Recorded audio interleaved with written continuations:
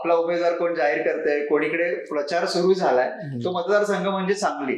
तर मी थेट माझ्या पहिल्या प्रश्नाकडे येतो. मला प्रेक्षकांना सांगायला आवडेल की आज आपल्यासोबत राजकीय विश्लेषक समाधान पोरे सर आहेत. सांगली मतदारसंघाचा त्यांचा चांगला अभ्यास आहे. जिल्ह्याप्रमाणेच गावांवरती त्यांचा चांगला पगडा आहे.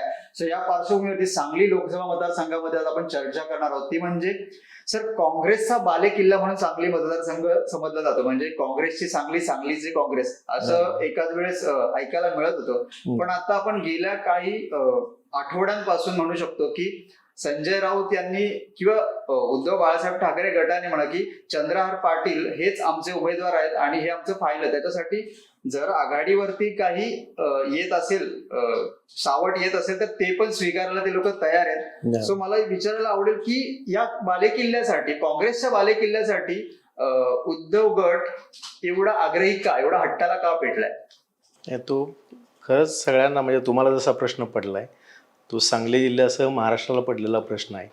कारण आता ही 17वी लोकसभा निवडणूक आहे आता जी होती ती.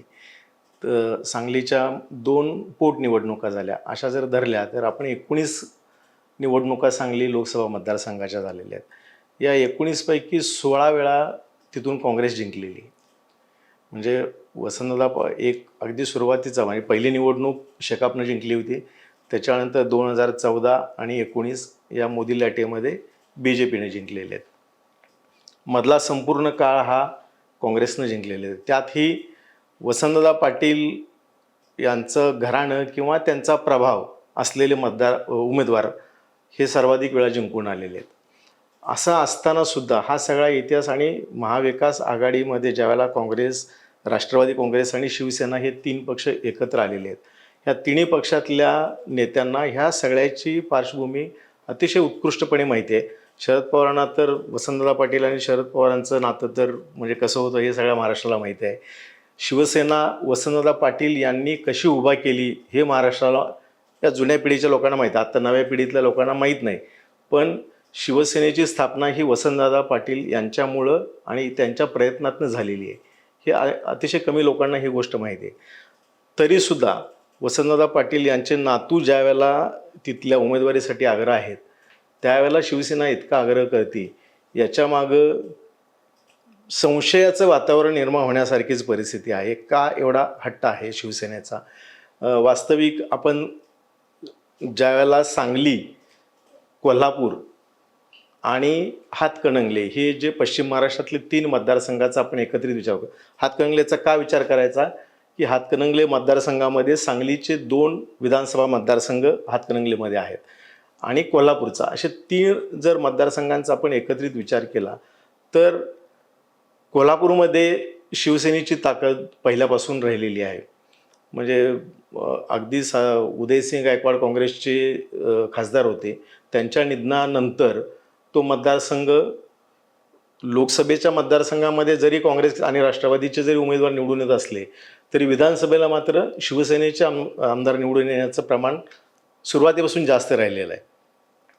या सगळ्या पार्श्वभूमीवर कोल्हापूरसाठी शिवसेना आग्रही असणं हे व्यावहारिकदृष्ट्या अतिशय योग्य होतं आणि त्यांची मागणी असणं अपेक्षित होतं. खरं तर हातकणंगलेमध्ये गेल्या वेळेला ज्या वेळेला शिवसेना फुटलेली नव्हती 2019च्या निवडणुकीमध्ये, त्यावेळेला तिथून राजू शेट्टी यांच्या विरोधात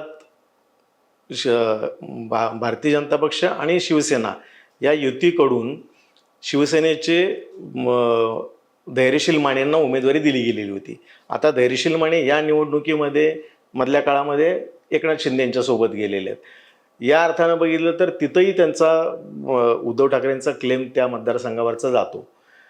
अशा परिस्थितीमध्ये खरं तर शिवसेनेनं सांगलीच्या ह्याच्यासाठी, जागेसाठी इतकं आग्रही राहण्यामध्ये कुठंही काही म्हणजे तथ्यच नव्हतं. दुसरा एक मुद्दा असा आहे की शिवसेनेचा, आपण एखादा मतदारसंघ ज्यावेळेला आपण आग्रहानं मागतो त्यावेळेला त्या पक्षाचा बेस काय आहे त्या मतदारसंघामध्ये हे बघितलं जातं. तोही इतिहास जर आपण बघितला तर शिवसेनेनं आत्तापर्यंत सांगलीची निवडणूक 1 वेळा लढवलेली. ती पैलवान हिंदकेसरी मारुती माने यांनी ती निवडणूक लढवली होती आणि त्यालाही काही शिवसेनाची ताकद म्हणून काही नव्हतं. एक त्यांना मारुती मानेंना निवडणूक लढवायची होती, कुणाचं तरी बॅनर हवं होतं आणि शिवसेनेनं बॅनर त्यांना दिलं आणि ते निवडणूक लढले. आणि तोही वसंतदादा पाटील यांच्या घराण्याच्या विरोधात कुणीतरी उमेदवार असावा म्हणूनच ते एक झालेली निवडणूक होती. आत्ताच्या परिस्थितीमध्ये 6 विधानसभा मतदारसंघ ज्यावेळेला सांगली लोकसभा मतदारसंघामध्ये आहेत त्याचा जर विचार केला तर एका मतदारसंघामध्ये शिवसेनेचा आमदार आहे, बाकीच्या 5 मतदारसंघामध्ये राष्ट्रवादी काँग्रेस आणि BJPचे 2 आमदार आहेत. असं असताना सुद्धा शिवसेना आग्रही आहे. पुन्हा तोच प्रश्न येतो की का आग्रही आहे. एका ज्या विधानसभा मतदारसंघामध्ये शिवसेनेचा आमदार आहे ते देखील आता त्यांचं निधन झाले नुकतंच आणि ते देखील एकनाथ शिंदेंच्या सोबत गेलेले होते. म्हणजे याचा सगळा जर विचार केला तर उद्धव ठाकरे यांच्या शिवसेनेची ताकद कुठेही तुम्हाला मतांच्या गणितामध्ये कुठेही दिसत नाही आहे. तरीसुद्धा त्यांचा आग्रह आहे. आता याच्यामागं काय आहे, म्हणजे आणखी तिसरी शक्ती कुठली काय काम करते का? पण सर आता याच पार्श्वभूमीवरती एक प्रश्न असा पण पुढे येतो की आघाडीचे प्रमुख नेते म्हणून जयंत पाटलांकडे बघितलं जातं. बरं, ते स्वतः सांगलीतले आहेत. सो हे सर्व असताना देखील या सगळ्या वादावरती तोडगा काढण्यासाठी ते प्रमुख भूमिका घेऊ शकतात, आयदर घेतली पाहिजे.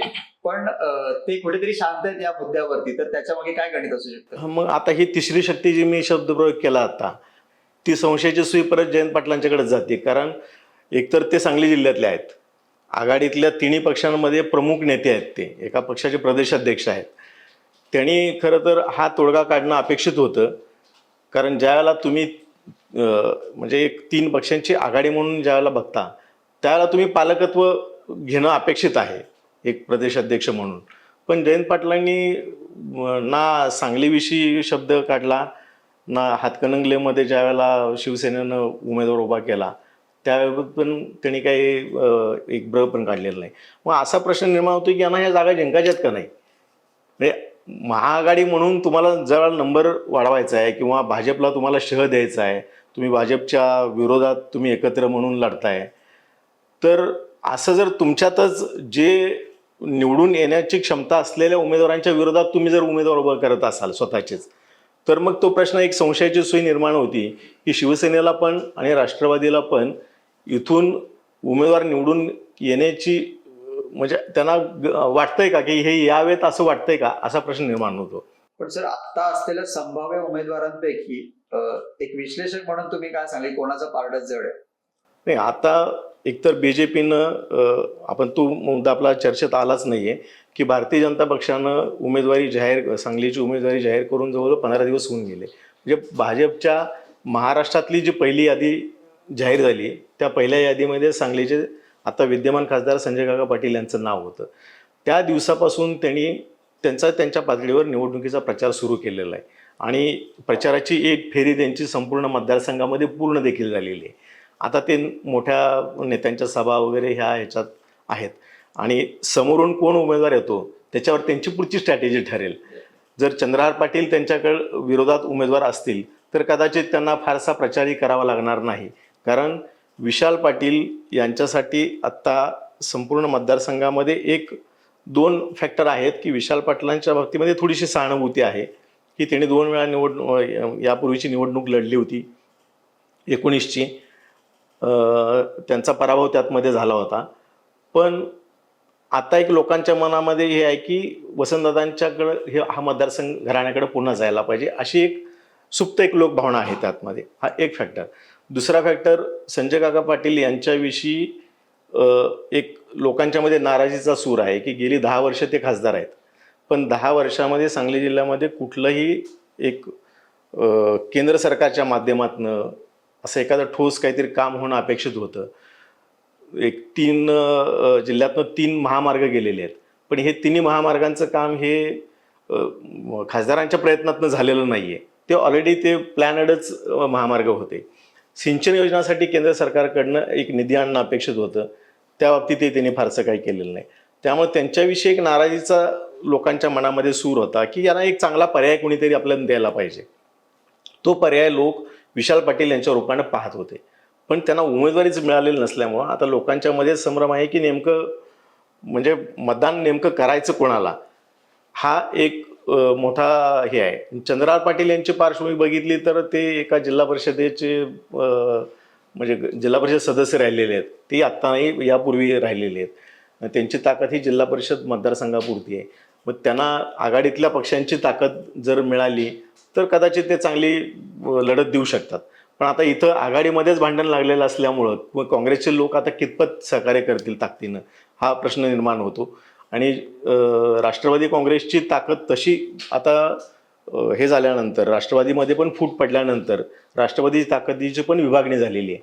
त्यामुळं तितक्या ताकदीनं चंद्रहार पाटील यांना पाठबळ मिळेल की नाही या बाबतीत साशंकता आहे. आता विशाल पाटील यांची पुढची भूमिका काय असेल? आता विशाल पाटील यांनी आजच पत्रकार परिषद घेतली होती आणि गेल्या 2-3 दिवसामध्ये संजय राऊत यांनी मतदारसंघामध्ये जो दौरा केला त्या दौऱ्यामध्ये त्यांची भाषा ही म्हणजे काँग्रेसला निर्वाणीचा इशारा देणारी भाषा होती. त्याच्यामुळं काँग्रेसमध्ये जी मूळ नाराजी होती त्यात आणखी परत भर पडलेली आहे त्या नाराजीमध्ये. आणि तेच आज त्यांच्या पत्रकार परिषदेमध्ये पण तेच दिसून आलं की आम्ही म्हणजे काँग्रेसचा आमचा जो काही मूळ मतदारांचा इथला बेस आहे असं असताना तुम्ही आम्हाला ज्या भाषेमध्ये जे काही प्रत्युत्तर देत आहात ती चुकीची भाषा तुम्ही वापरताय म्हणू शकतो आपण. हां. आणि म्हणजे विशाल पाटलांनी अतिशय संयमानं शब्दप्रयोग केले की संजय राऊत यांचा आम्ही आदर करतो, आघाडीच्या दृष्टीने ते महत्त्वाचे नेते आहेत. तरीसुद्धा त्यांनी जी काही भाषा विश्वजित कदम यांच्याविषयी किंवा काँग्रेसविषयी जी वापरली ती भाषा चुकीची होती असं त्यांनी एक भूमिका त्यातनं मांडलेली आहे. पण एक आता असं दिसतंय की विशाल पाटील हे थोडंसं संयमानं चाललेले आहेत. कारण भूमिकाच अजून आघाडीचा उमेदवार अजून आघाडी म्हणून असा उमेदवार अजून डिक्लेअर झालेला नाही आहे. उद्धव ठाकरे यांनी चंद्रहार पाटील यांचं नाव डिक्लेअर केलं पण जो आघाडीचा एक उमेदवार म्हणून डिक्लेअर व्हायला पाहिजे तो झालेला नाही आहे. त्यामुळे त्यांनी आज तेच सांगितलेलं आहे की उद्या कदाचित उद्या महाविकास आघाडीची म्हणजे मंगळवारी महाविकास आघाडीची बैठक होती. त्या बैठकीमध्ये काय निर्णय होते आणि त्याच्यानंतर आपण भूमिका डिक्लेअर करू असं त्यांनी आज स्पष्ट केलेलं आहे. त्यामुळं उद्याचा दिवस म्हणजे पाडव्याचा त्यांच्या दृष्टीनं नवीन गुढी उभा करायचा दिवस असू शकतो की बघूया आता काय होते उद्या.